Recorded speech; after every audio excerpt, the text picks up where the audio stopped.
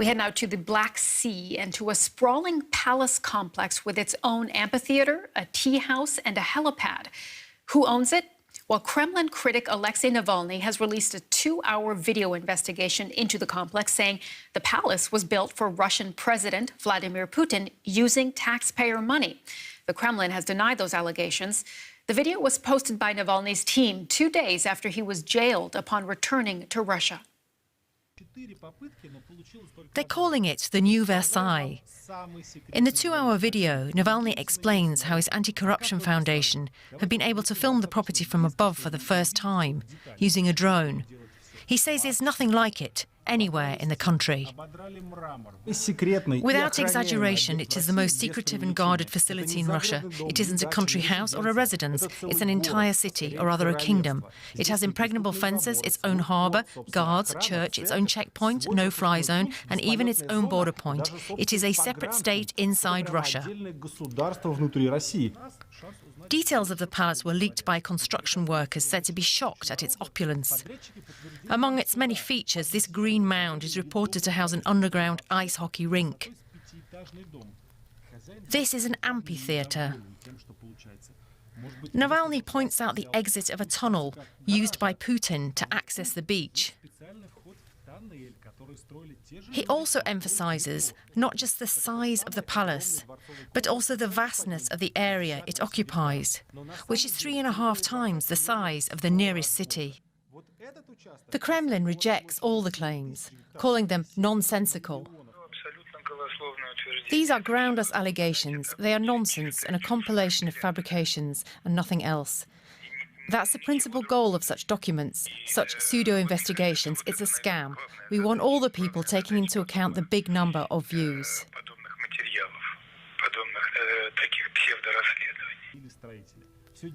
But Navalny insists that not only does this property belong to Putin, but that it was financed through corruption and the misuse of public funds, calling it the biggest bribe in history, for which the Russian president must be held to account. Our correspondent Yuri Resheto is standing by for us in Moscow. Hi, Yuri. What about the timing of this? Why did Alexei Navalny decide to release this film now? Also, Navalny explains right at the beginning of the video why he is only coming out with this now. He says he didn't want to be accused of taking a shot at Putin from abroad, where he was safe. The politician clearly wants to go on the offensive. He wants to show that he is not afraid of anything. He already showed that by coming back to Russia, of course, he didn't know for sure he would be arrested, but it did seem likely.